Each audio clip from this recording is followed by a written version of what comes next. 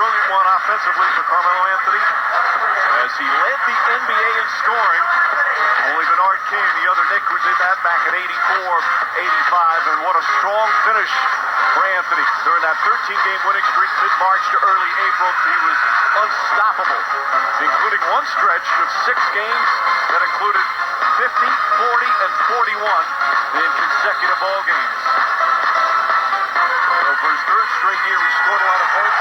But Jeff, he feels, for the first time, he feels better himself as a player. He says they're a different team than they were the last couple of years. He's a different player, and he's ready for some postseason success. And Spears lines up a 3. That won't go because he hasn't had it in New York. They got swept 2 years ago by Boston. Last year, knocked out in 5 games by Miami. Yeah, I think he's prime. And let's face it, the Eastern Conference sets up very well for the Knicks to get to the Eastern Conference Finals. Major injuries all over the place. Rondo, Granger, Rose, and even on his own team, Stoudemire is out. Just very, very difficult. Thanks for foul call as Chris Copeland, a precocious 28-year-old rookie who spent the last 5 years playing in Europe, not known for his defense, draws the charge. And a little left arm extending. Although players have to be careful of the flopping. They've changed the flopping penalties. You don't get a warning in the postseason. You get fined right away. $5,000 for the first one. That did not appear to be one of those flops. But there was only a flop called once in every about 50 games this year, 24 total, so it's not like it's happened a lot. Anthony on Pierce. Pierce hearing the blues. He has broken their hearts a number of times here in this building. The Knicks fans, Bradley lines that up. And they need Bradley to knock down some shots. Such a talented young defender who went through some shooting slumps during the course of the season. Well, I think Avery Bradley misses Rondo as much, if not more, than any Celtic. He plays very well with Rondo. Rajon Rondo back in January. The knee injury. Thompson gets knocked down for a hit and a foul. And it was a 2-pointer, so a chance for a 3-point play. An outstanding screen set by Tyson Chandler. And then that's just a very poor decision by Avery Bradley to foul the jump shooter. First foul on Bradley. J.R. Smith, perhaps the leading candidate for Sixth Man of the Year, who had his best season in the NBA. He checks in for the first time. He scored more points off the bench during an NBA season more than anybody in 22 years. Last guy to do as many points off the bench was Ricky Pierce back in 90-91. J.R. Smith comes off the bench, but he's a starter. Plays starters minutes. Without question, the 4 core guys are Felton, Anthony, Chandler, and Smith now. Chandler out on Garnett. Pierce looking, looks for Garnett. Nice feed down low. Garnett misses it. Ball knocked loose. Brandon Bass doesn't miss many of those. He loves that elbow jumper. And Bass, last stretch of the season, started to find his shot. He and Jeff Green came on after the Rondo injury. J.R. Smith spins, puts it up, blocked. But a goaltend. Garnett caught it on the way down. And that's been the difference in J.R. Smith's game for so much of the improvement. He's taking the ball to the basket. Clearly a goaltend. There's no good matchup for J.R. Smith with the Celtics, except for Avery Bradley. But he has to guard the point guard Raymond Felton.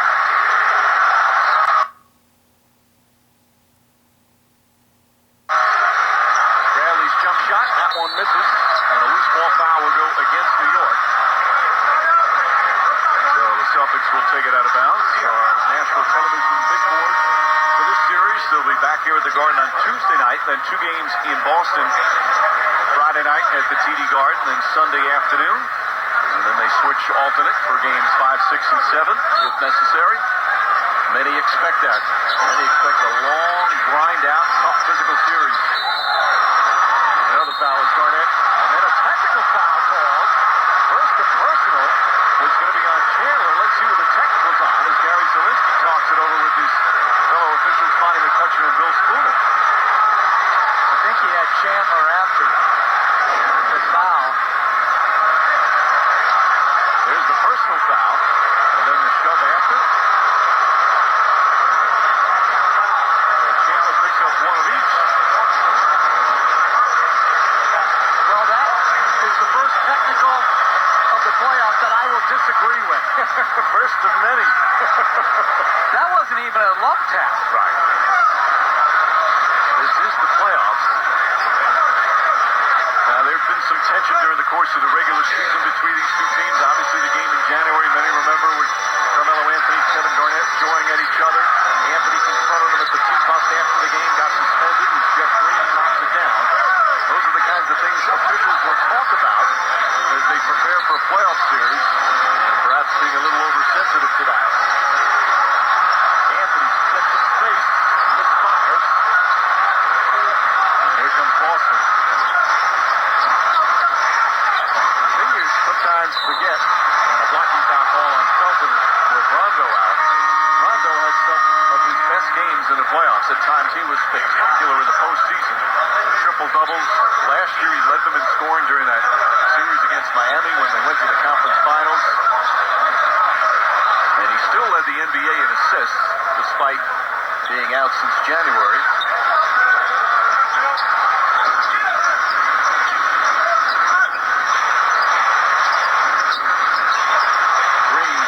Anthony goes for the steal. Green tackles into Chandler and it's straight up.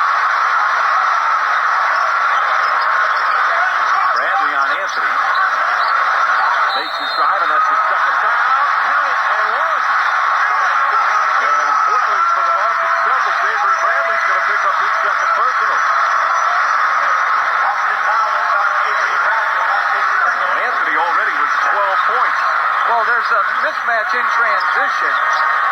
And then look at the big driving gap as Anthony's drive starts. A foul and good continuation call. But you have to shrink the floor there and make him see a wall of defenders. Well, Bradley will sit down. Jordan Crawford, who was acquired by the Celtics back in late February from Washington. Leandro Barbosa and Jason Terry, he's with him. Crawford playing a big role early. Kenyon Martin fills in. Tyson Chandler will sit down. You know, we talk so much about the Celtics. It really doesn't matter where they're placed because they're always so good. I mean, you look in 2010 when they went to the NBA Finals, they were the fourth team in the East. Last year, even though they were fourth, they didn't have first round home court advantage, yet still beat Atlanta. But as Doc Rivers points out, it's not the same team. There are only a couple of guys who have been through those playoff wars. Yeah, it's not even close. They have some youth. And Jeff Green, and to me, he's the most critical player for the Celtics. He's got to be aggressive and efficient. But, Mike, they're just not as talented as they've been in the past. J.R. Smith in rhythm. And the lead back to 5. They're a very small team. They don't rebound the ball particularly well. Pierce shoots over J.R. Smith. I always love to talk about how, Paul Pierce is getting older. He probably can't do what he used to do. He was never quick or athletic. He just knows how to get where he has to go. Well, Kenyon Martin called for an illegal screen. Pierce now 35 in his 15th year in the league. Of course, all with the Celtics. And what the Knicks do a lot is switch. And so what you're going to see the Celtics do is try to force the switch they want and then get the matchup they want. So they want Shumpert off of Pierce, Smith onto Pierce, and he's going to get that isolation right at the free throw line.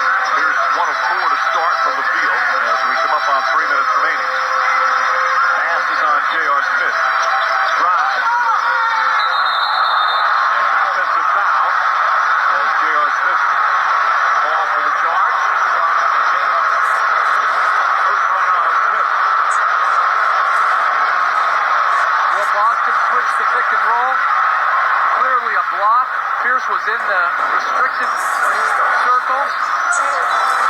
And that's where the official that calls the play needs help from his other two officials to let them know there was a restricted area call. Jason Kidd takes the three, now drives, kicks it out Smith. Carmelo Anthony, nice defense to strip Green down the other end. Smith sees an opening and throws it down.